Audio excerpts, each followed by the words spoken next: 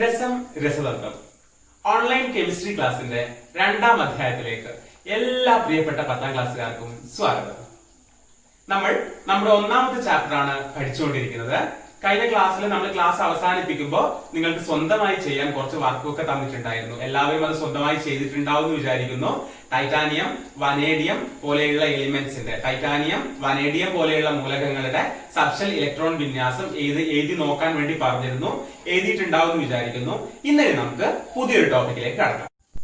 നമ്മൾ subshell electronic configuration, subshell electron വിന്യാസം എങ്ങനെയാണ് എഴുതുക എന്നുള്ളത് കഴിഞ്ഞ ക്ലാസ്സിൽ പഠിച്ചതാണ്. ഇനി നമുക്ക് ഇതേ സബ്ഷെൽ ഇലക്ട്രോൺ കോൺഫിഗറേഷനെ ചുരുക്കി എങ്ങനെ എഴുതാം അതിനെക്കുറിച്ച് നമുക്ക് ആലോചിക്കാം. അറ്റോമിക് നമ്പർ ഹൈ ആയിട്ടുള്ള ഏതെങ്കിലും ഒരു എലിമെന്റിനെ, ഏതെങ്കിലും ഒരു മൂലകത്തിന്റെ സബ്ഷെൽ ഇലക്ട്രോൺ കോൺഫിഗറേഷൻ നമുക്ക് ചുരുക്കി എഴുതി നോക്കാം. ഇപ്പൊ ആദ്യം നമുക്കൊരു എക്സാമ്പിൾ ആയിട്ട് അറ്റോമിക് നമ്പർ 11 സോഡിയത്തിന് എടുത്തു നോക്കാം. സോഡിയം 11. നമുക്കറിയാം എന്തായിരിക്കും ഇതിന്റെ subshell electron configuration. 1s2 2s2 2p6 3s1 എന്നായിരിക്കുമല്ലോ. എല്ലാവർക്കും അത് അറിയാലോ. കഴിഞ്ഞ ക്ലാസ്സിൽ നമ്മൾ ചെയ്തതുമാണ്. ഇതുപോലെയുള്ള കുറെ എക്സാമ്പിൾസ് നിങ്ങൾക്ക് ചെയ്യാൻ വേണ്ടി തന്നതുമാണ്. സോ ചുരുക്കി എഴുതുക എന്ന് പറയുന്ന കോൺസെപ്റ്റിലേക്ക് പോകുന്നതിന് മുമ്പ് ഇനേർട്ട് ഗ്യാസ് അല്ലെങ്കിൽ ഉത്കൃഷ്ടവാതകം, അലസവാതകം എന്താണെന്നുള്ളത് നമ്മൾ അറിഞ്ഞിരിക്കണം. പീരിയോഡിക് ടേബിളിൽ എത്ര ഗ്രൂപ്പ് ഉണ്ട്? പോട്ടെ, പീരിയോഡിക് ടേബിളിൽ എന്തൊക്കെയാണ് ഉള്ളത്?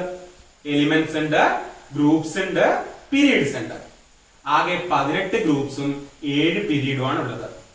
പലപ്പോഴും പല കുട്ടികളും ഇത് മാറി പറയുന്നത് കാണാം. സാധാരണ ഇതൊക്കെ പഠിച്ചു പോയിട്ട് ചിലപ്പോൾ പരീക്ഷയ്ക്ക് നേരെ തിരിച്ചു പറയുന്നത് കാണാം. നമുക്ക് എങ്ങനെ അത് മറന്നു പോകാണ്ട് ഓർത്ത് വെക്കാം? ഒരു ദിവസം നിങ്ങളുടെ സ്കൂളിൽ എത്ര പീരീഡ് ഉണ്ട്? 7 അല്ലേ? അപ്പൊ പീരിയോഡിക് ടേബിളില് 7 പീരീഡ്, പീരിയോഡിക് ടേബിളില് 18 ഗ്രൂപ്പ്സും ഉണ്ട്. അപ്പൊ 18ാം ഗ്രൂപ്പ് എലിമെന്റ്സിനെയാണ് നമ്മള് അലസവാതകം, ഇനേർട്ട് ഗ്യാസ് അല്ലെങ്കിൽ ഉത്കൃഷ്ടവാതകം, അതും അല്ലെങ്കിൽ നോബിൾ ഗ്യാസ് എന്നൊക്കെ വിളിക്കുന്നത്. നിങ്ങൾക്ക് അറിയാം അവ ഓൾറെഡി സ്റ്റേബിൾ ആണ്, സ്ഥിരത കൈവരിച്ചവയാണ് 18ാം ഗ്രൂപ്പിലുള്ളത്. അവയ്ക്ക് രാസപ്രവർത്തനത്തിൽ പങ്കെടുക്കേണ്ട ആവശ്യമില്ല. ആ പേരുമായിട്ടൊന്ന് കണക്ട് ചെയ്ത് നോക്കൂ. രാസപ്രവർത്തനത്തിൽ പങ്കെടുക്കേണ്ട ആവശ്യമില്ല എന്ന് വെച്ച് കഴിഞ്ഞാൽ അധ്വാനിക്കേണ്ട ആവശ്യമില്ല. സോ അലസവാതകങ്ങൾ, അലസന്മാര്. Okay, inert gases. ഈ ഇനേർട്ട് ഗ്യാസസ് വെച്ചിട്ട് അല്ലെങ്കിൽ 18ാം ഗ്രൂപ്പ് എലിമെന്റ്സിനെ വെച്ചിട്ടാണ് നമ്മൾ സബ്ഷെൽ ഇലക്ട്രോൺ കോൺഫിഗറേഷൻ ചുരുക്കി എഴുതുക. ഏതിന്റെ സബ്ഷെൽ ഇലക്ട്രോൺ കോൺഫിഗറേഷൻ ആണോ ചുരുക്കി എഴുതേണ്ടത് അതിന്റെ തൊട്ടു പിന്നിൽ വരുന്ന ഇനേർട്ട് ഗ്യാസ് ഏതാണെന്ന് നോക്കാം. നമുക്ക് ജസ്റ്റ് ഇപ്പോ 18ാം ഗ്രൂപ്പിലേക്ക് വരുമ്പോൾ helium atomic number 2, neon atomic number 10, പിന്നെയോ ആർഗൺ അറ്റോമിക് നമ്പർ 18. 18ാം ഗ്രൂപ്പില് ആർഗണ് കഴിഞ്ഞാൽ വീണ്ടും എലിമെന്റ്സ് ഉണ്ട്. റാഡോണും സെനോണും ക്രിപ്റ്റോണും ഒക്കെ ഉണ്ട്. പക്ഷെ നമ്മൾ ഇതിപ്പോ പഠിച്ചു വെക്കുന്നത്, ഈ അറ്റോമിക് നമ്പേഴ്സ് പഠിച്ചു വെക്കുന്നത് സബ്ഷെൽ ഇലക്ട്രോൺ കോൺഫിഗറേഷൻ ചുരുക്കി എഴുതാൻ വേണ്ടിയിട്ടാണ്. എന്തായാലും ഇതിനേക്കാൾ വലുത് വെച്ചിട്ട് ചുരുക്കി എഴുതാനുള്ള ഒന്നും ചോദിക്കാൻ സാധ്യതയില്ല, വലുതായിരിക്കുമല്ലോ അത്. നമുക്ക് അറ്റ്ലീസ്റ്റ് ഇത്രയെങ്കിലും ഒന്ന് പഠിച്ചു വെക്കാം. ഇനി നമുക്ക് ചോദ്യത്തിലേക്ക് വരാം. സോഡിയത്തിന്റെ അറ്റോമിക് നമ്പർ 11 ആണ്. Subshell electron configuration 1s2 2s2 2p6 3s1 ആണ്. ഇതിനെ എങ്ങനെ ചുരുക്കി എഴുതാം? നിങ്ങൾ നോക്കൂ, അറ്റോമിക് നമ്പർ 11 സോഡിയത്തിന്റെ ബാക്ക് വരുന്ന ആദ്യ 18ാം ഗ്രൂപ്പ് മൂലകം അല്ലെങ്കിൽ ആദ്യ ഇനേർട്ട് ഗ്യാസ് ആരാണ്? നിയോൺ അല്ലേ? ഇവിടെ 11 ആണ്. അപ്പൊ അതിന്റെ ബാക്ക് വരുന്ന ആരാണ്? നിയോൺ ആണ്. നോക്കൂ, neon atomic number 10. Subshell electron configuration അല്ലെങ്കിൽ സബ്ഷെൽ ഇലക്ട്രോൺ വിന്യാസം നമുക്ക് എങ്ങനെ എഴുതാം? പറഞ്ഞോളൂ. 1s2 2s2 2p6 എന്ന് എഴുതാൻ പറ്റില്ലേ? തീർച്ചയായും പറ്റും. ഇനി ഈ നിയോണിന്റെ 1s2 2s2 2p6 തന്നെയല്ലേ ഇത്? അല്ലേ? Sodium 1s2 2s2 2p6 3s1 എന്ന് പറയുമ്പോഴും അവസാനത്തെ 3s1 ഒഴിച്ചാൽ ഇവിടം വരെ ആരാണ്? കറക്റ്റ് നിയോണിന്റെ സബ്ഷെൽ ഇലക്ട്രോൺ കോൺഫിഗറേഷൻ തന്നെയല്ലേ? അപ്പോ ഇത്രയും എഴുതുന്നതിന് പകരം നമുക്ക് നിയോൺ എന്ന് എഴുതിയാൽ പോരെ. Sodium atomic number 11 neon 3s1. ഇങ്ങനെയാണ് നമ്മള് സബ്ഷെൽ ഇലക്ട്രോൺ കോൺഫിഗറേഷൻ അല്ലെങ്കിൽ സബ്ഷെൽ ഇലക്ട്രോൺ വിന്യാസം ചുരുക്കി എഴുതുക. മനസ്സിലായോ? 1-2 എക്സാമ്പിൾസ് കൂടി നമുക്ക് ചെയ്തു നോക്കാം. ഓക്കെ, നോക്കൂ. Chlorine atomic number 17. ഒന്ന് പറഞ്ഞു നോക്കിയ subshell electron configuration 1s2 2s2 2p6 3s2 3p5 അല്ലേ വരിക? ഒന്നുകൂടി പറയാണ്, ഇതൊക്കെ നമ്മൾ പഠിച്ച ഭാഗമാണെങ്കിൽ ഒന്നുകൂടി പറയാണ്. നമ്മുടെ സബ്ഷെൽ ഇലക്ട്രോൺ കോൺഫിഗറേഷൻ എഴുതിയതിനു ശേഷം അതിലുള്ള ഇലക്ട്രോൺസിനെ ഒന്ന് കാൽക്കുലേറ്റ് ചെയ്ത് നോക്കുക.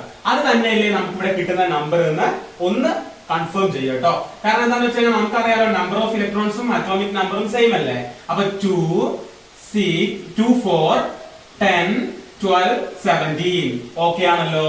ദെൻ 17 എന്ന് പറയുമ്പോ 17 കഴിഞ്ഞ് 18 ആണ് ആർഗോൺ. നമ്മൾ പറഞ്ഞത് ചുരുക്കി എഴുതാൻ തൊട്ട് പിന്നിലുള്ള ഇനേർട്ട് ഗ്യാസിനെയാണ് എടുക്കേണ്ടത്, അങ്ങനെയല്ലേ പറ്റൂ. അപ്പൊ ഇതിന്റെ പിന്നിലും വരിക നിയോൺ തന്നെയല്ലേ.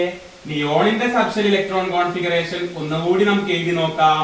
1s2 2s2 2p6 അല്ലേ. നോക്കൂ, ക്ലോറിന്റെ 1s2 2s2 2p6 ഇവിടം വരെ നിയോണിന്റെതുമായിട്ട് തട്ടിച്ച് നോക്കുമ്പോൾ നിയോൺ തന്നെയല്ലേ. ഇതേ സബ്ഷെൽ ഇലക്ട്രോൺ കോൺഫിഗറേഷൻ അല്ലേ ഇവിടം വരെ ഉള്ളത്.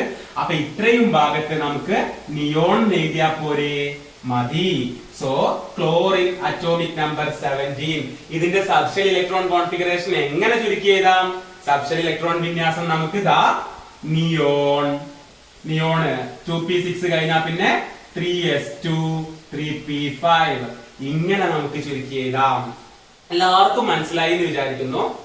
എന്നാൽ നമുക്ക് ഒരു എക്സാമ്പിൾ കൂടി ചെയ്ത് നോക്കാം. ഓക്കെ, അറ്റോമിക് നമ്പർ 20 ആയിട്ടുള്ള കാൽസ്യത്തിന്റെ subshell electronic configuration, subshell electron വിന്യാസം എങ്ങനെ എഴുതാം? 1s2 2s2 2p6 3s2 3p6 3dക്ക് മുമ്പേ ആരാ വരിക? 4s ആണ്. 4sന് മാക്സിമം 2 ആണ്. 2 നിറച്ചപ്പം നോക്കൂ 2 4 10 12 18 20 ഓക്കെ അല്ലേ. ഇങ്ങനെയായിരിക്കും കാൽസ്യത്തിന്റെ സബ്ഷെൽ ഇലക്ട്രോണിക് കോൺഫിഗറേഷൻ. ഈ കാൽസ്യത്തിനെ നമുക്ക് ചുരുക്കണമെങ്കിലോ, കാൽസ്യത്തിന്റെ സബ്ഷെൽ ഇലക്ട്രോണിക് കോൺഫിഗറേഷൻ ചുരുക്കി എഴുതണമെങ്കിൽ, സബ്ഷെൽ ഇലക്ട്രോൺ വിന്യാസം ചുരുക്കി എഴുതണമെങ്കിൽ നോക്കൂ, നിയോൺ എടുക്കാൻ പറ്റുമോ? ഇതുവരെ എടുത്തതുപോലെ ഇല്ല. നിയോണിന് ശേഷം കാൽസ്യത്തിന് മുമ്പ് അറ്റോമിക് നമ്പർ 18 ആയിട്ടുള്ള ആർഗൺ ഉണ്ട് ഇനേർട്ട് ഗ്യാസിൽ അല്ലെങ്കിൽ ഉത്കൃഷ്ടവാതകത്തിൽ. സോ ആർഗൺ വെച്ചായിരിക്കും നമ്മൾ ചുരുക്കി പറഞ്ഞു കഴിഞ്ഞാല് ഏതിനെയാണോ ചുരുക്കേണ്ടത് അതിന്റെ ബാക്ക് ആദ്യം വരുന്ന ഇനേർട്ട് ഗ്യാസ് അലസവാതകം അതാണ് നമ്മൾ എടുക്കേണ്ടത്. നോക്കൂ, ആർഗൺ 18 എങ്ങനെ എഴുതാം? 1s2 2s2 2p6 3s2 3p6 ഇങ്ങനെ ആയിരിക്കില്ലേ. എണ്ണി നോക്കൂ, 6 8 14 16 18 ഓക്കെ അല്ലേ. ഇനി നിങ്ങൾ നോക്കൂ, കാൽസ്യത്തിൽ 1s2 2s2 2p6 3s2 3p6 ഇത്രയും ആരാണ്? ആർഗണിന്റെ അതേ സബ്ഷെൽ ഇലക്ട്രോൺ കോൺഫിഗറേഷൻ അല്ലേ. സോ ഇതിന് പകരം നമുക്ക് എന്ത് എഴുതാം? AR. അപ്പോ കാൽസ്യം അറ്റോമിക് നമ്പർ 20 നമുക്ക് എങ്ങനെ ചുരുക്കി എഴുതാം? AR 4s2. ഇത് കഴിഞ്ഞാൽ പിന്നെ 4s2 ആണ് ബാക്കി. AR 4s2. ഈ രീതിയിലാണ് സബ്ഷെൽ ഇലക്ട്രോൺ വിന്യാസം അല്ലെങ്കിൽ സബ്ഷെൽ ഇലക്ട്രോൺ കോൺഫിഗറേഷൻ നമ്മൾ ചുരുക്കി എഴുതുക. ഈ ടോപ്പിക് ഞാനിവിടെ അവസാനിപ്പിക്കുകയാണ്. നിങ്ങൾ സ്വന്തമായിട്ട് സ്കാൻഡിയം 21 വനേഡിയം 23 ഇത് രണ്ടിന്റെയും സബ്ഷെൽ ഇലക്ട്രോണിക് കോൺഫിഗറേഷൻ അല്ലെങ്കിൽ സബ്ഷെൽ ഇലക്ട്രോൺ വിന്യാസം എഴുതി നോക്കിയിട്ട് ചുരുക്കി എഴുതി പഠിക്കേണ്ടതാണ്. ഓക്കെ, അടുത്ത ടോപ്പിക്കിലേക്ക് പോവാം. അപ്പൊ നമുക്ക് subshell electron configuration, subshell electron വിന്യാസം എങ്ങനെയാ എഴുതാന്നുള്ളത് നമുക്ക് എല്ലാവർക്കും ഇപ്പൊ അറിയാം. ഈ വിവരം വെച്ച് നമുക്ക് രണ്ട് എലിമെന്റ്സിന്റെ, രണ്ട് മൂലകങ്ങളുടെ സബ്ഷെൽ ഇലക്ട്രോൺ വിന്യാസം കൂടി എഴുതി നോക്കാം. ഓക്കെ, ക്രോമിയം അറ്റോമിക് നമ്പർ 24 ആരാണ്? Chromium atomic number 24. അതുപോലെ കോപ്പർ അറ്റോമിക് നമ്പർ 29. നോക്കൂ, 1s2 2s2 2p6 3s2 3p6 3d4s. അപ്പൊ 4s ആദ്യം 2 എന്നറിയും അല്ലെ നമ്മൾ ഇതുവരെ പഠിച്ചത് പ്രകാരം. അപ്പം ബാക്കി എത്ര വരും ഡിയില്? ഒന്ന് കാൽക്കുലേറ്റ് ചെയ്ത് നോക്കൂ. 2 4 10 12 18 20 എത്ര ബാക്കി? 4 ബാക്കി. അതുപോലെ കോപ്പറിലോ, കോപ്പറിൽ 1s2 2s2 2p6 3s2 3p6 3d4s. 4sൽ 2 നിറയാണെങ്കിൽ 3dയില് 9 നിറയും. നമ്മൾ ഇതുവരെ പഠിച്ചത് പ്രകാരം ഇങ്ങനെയല്ലേ എഴുതേണ്ടത്? പക്ഷെ ഞാൻ പറയട്ടെ, ഇത് തെറ്റാണ്. എന്തുകൊണ്ടാണ് ഇത് തെറ്റ്? അത് പഠിക്കാൻ വേണ്ടി ചെറിയൊരു കാര്യം പറയാം. നിങ്ങൾക്ക് അറിയാവുന്ന തന്നെയാണ്, ഡിയിൽ പരമാവധി ഉൾക്കൊള്ളിക്കാൻ കഴിയുന്ന ഇലക്ട്രോണുകളുടെ എണ്ണം എത്രയാണ്? 10 ആണ്. ഡിയുടെ കപ്പാസിറ്റി 10 ആണ്. 10ന്റെ നേരെ പകുതി എത്രയാണ്? 5 ആണ്. അപ്പൊ ഈ മാക്സിമം 10 അല്ലെങ്കിൽ അതിന്റെ നേർ പകുതിയായിട്ടുള്ള 5, ഈ രണ്ട് സംഖ്യ വരുന്ന കേസിൽ, ഈ രണ്ട് നമ്പർ വരുന്ന കേസിൽ ഡി സബ്ഷെൽ പരമാവധി സ്ഥിരത കൈവരിക്കും, മാക്സിമം സ്റ്റെബിലിറ്റി കൈവരിക്കും. അതുകൊണ്ട് ഇവിടെ 4sന് 1 മാത്രം കൊടുത്തിട്ട്, S2 വേണ്ടെടുത്ത് 1 മാത്രം കൊടുത്തിട്ട് ആ 1 കൂടി നമ്മൾ 3Dക്ക് കൊടുക്കും. സോ 3D5 ആയിരിക്കും. ഇവിടെയോ 4sന് 1 കൊടുത്തിട്ട് 3D10 ആക്കും. മനസ്സിലായോ? മനസ്സിലായിട്ടുണ്ടാവും എന്ന് വിചാരിക്കുന്നു. ഓക്കെ, അപ്പൊ ക്രോമിയത്തിന്റെ സബ്ഷെൽ ഇലക്ട്രോൺ കോൺഫിഗറേഷൻ നോക്കൂ. ലാസ്റ്റ് 3D5 4s1 ആയിരിക്കും. കോപ്പറിന്റെ കേസിലോ 3D10 4s1 ആയിരിക്കും. ഇത് പ്രത്യേകം ശ്രദ്ധിക്കണം, കാരണം എപ്പോഴും തെറ്റിപ്പോകാനുള്ള ചാൻസ് കൂടുതലാണ്. നമ്മൾ ഇതുവരെ പഠിച്ച രീതിയിൽ നമ്മളോട് എഴുതിപ്പോവും. തെറ്റിപ്പോകാനുള്ള ചാൻസ് കൂടുതലായതുകൊണ്ട് തന്നെ പരീക്ഷയ്ക്ക് ചോദിക്കാനുള്ള ചാൻസും കൂടുതലാണ്.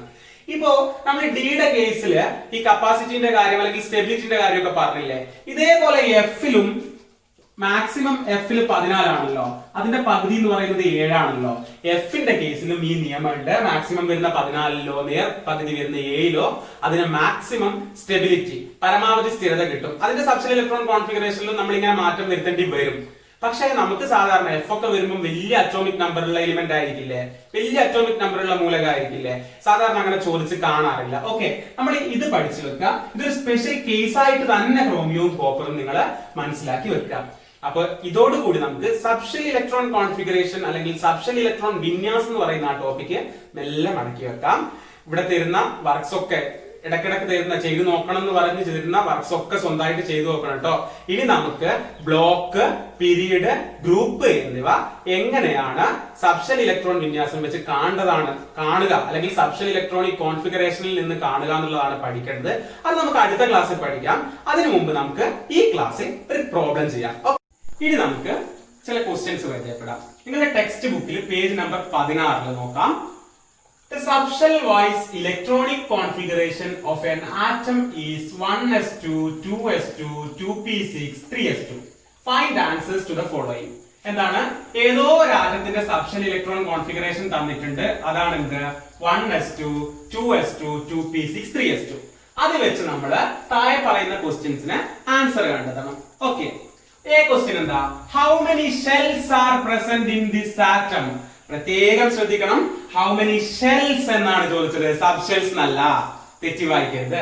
How many shells are present in this atom? നോക്കൂ, ഇത് ഒന്നാമത്തെ ഷെല്ലാണ്, 2s ഉം 2p ഉം വരുന്നത് രണ്ടാമത്തെ ഷെല്ലിലാണ്, 3s വരിക മൂന്നാമത്തെ ഷെല്ലിൽ. അപ്പൊ ആകെ എത്ര ഷെല്ലുണ്ട്? 3 ഷെല്ലുണ്ട്. How many shells are present in this atom? ഈ ആറ്റത്തിൽ എത്ര ഷെല്ലുകളുണ്ട്?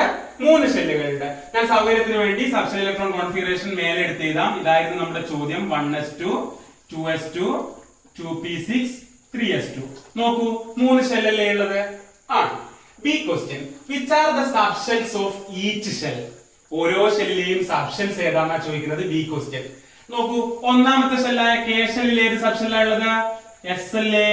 രണ്ടാമത്തെ ഷെല്ലായ എൽ ഷെല്ലിൽ ഏത് സബ്ഷെല്ലാണ് ഉള്ളത്? ഏതാണ്? എസും പിയും ഉണ്ട്. മൂന്നാമത്തെ ഷെല്ലായ എം ഷെല്ലിൽ എസ് മാത്രമേ ഉള്ളൂ. നമുക്കറിയാം എം ഷെല്ലിൽ എസും പിയും ഡിയും ഉണ്ട്. പക്ഷെ ഇവിടെ ക്വസ്റ്റ്യൻ ചോദിക്കുന്നത് ഈ തന്ന സബ്ഷെൽ ഇലക്ട്രോൺ കോൺഫിഗറേഷനിൽ നിന്ന് എടുത്തെഴുതാനാണ്. അപ്പൊ ഇവിടെ എം ഷെല്ലിൽ മൂന്നാമത്തെ ഷെല്ലിൽ എസ് മാത്രമേ ഉള്ളൂ. ഓക്കെ, നെക്സ്റ്റ് ക്വസ്റ്റ്യൻ നോക്കൂ. Which is the subshell to which the last electron was added? അവസാനത്തെ ഇലക്ട്രോൺ കൂട്ടിച്ചേർക്കപ്പെട്ട സബ്ഷെൽ ഏതാണ്?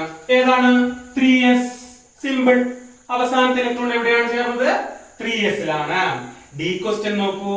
What is the total number of electrons in the atom? ഞാൻ നേരത്തെ ഇലക്ട്രോൺ കോൺഫിഗറേഷൻ പഠിപ്പിക്കുമ്പോഴേ പറഞ്ഞു, ടോട്ടൽ നമ്പർ ഓഫ് ഇലക്ട്രോൺസ് കാണാൻ powers എണ്ണി നോക്കിയാൽ മതി. 2 + 6 8 + 2 10 + 2 12. So total number of electrons equal to 12. ആകെ 12 ഇലക്ട്രോണുകളാണ് ഇതിൽ ഉണ്ടാവുക. അടുത്ത ക്വസ്റ്റ്യൻ എന്താണ്?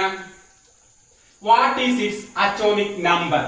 അറ്റോമിക് നമ്പറും ഇലക്ട്രോണിക് രണ്ടും ഈക്വൽ ആയിരിക്കുന്നു എന്ന് ഞാൻ പറഞ്ഞല്ലോ. അപ്പൊ അറ്റോമിക് നമ്പറും എന്ത് തന്നെയാണ്? 12 തന്നെയാണ്. ഓക്കെ അല്ലേ? ലാസ്റ്റ് ക്വസ്റ്റ്യൻ നോക്കൂ. How can the subshell electronic configuration can be written in a short form? Simple ആയി അല്ലെങ്കിൽ ചെറുതാക്കി നമുക്ക് സബ്ഷെൽ ഇലക്ട്രോൺ കോൺഫിഗറേഷൻ എങ്ങനെ എഴുതാൻ പറ്റും? ഇതിനെ എഴുതി നോക്കാം. നോക്കൂ, ഈ question 1s2 2s2 2p6 3s2 subshell electron വിന്യാസം ഞാൻ മേലെ മാറ്റി എഴുതിയിട്ടുണ്ട്. അതിനെ ചുരുക്കി എഴുതാനാണ് നമ്മുടെ F ക്വസ്റ്റ്യൻ. ചുരുക്കി എഴുതുമ്പോൾ നമുക്കറിയാം ഇതിന്റെ അറ്റോമിക് നമ്പർ 12 ആണെന്ന് നമ്മൾ കണ്ടുപിടിച്ചില്ലേ? അപ്പൊ 12ന്റെ തൊട്ട് ബാക്കുള്ള ആരെ എടുക്കണം? ഇനേർട്ട് ഗ്യാസ്, ഉൽകൃഷ്ടവാതകത്തെ എടുക്കണം അല്ലേ? അപ്പൊ ഏതായിരിക്കും ഉൽകൃഷ്ടവാതകം? നിയോൺ ആയിരിക്കും. നിയോൺ 10 അല്ലേ? അപ്പൊ നമ്മൾ അതെടുത്ത് എഴുതും 1s2 2s2 2p6. ദാ നോക്കൂ, ചോദ്യമായി തന്നിരിക്കുന്ന സബ്ഷെൽ ഇലക്ട്രോൺ വിന്യാസത്തിൽ 2p6 വരെ ഉണ്ട് അല്ലെ?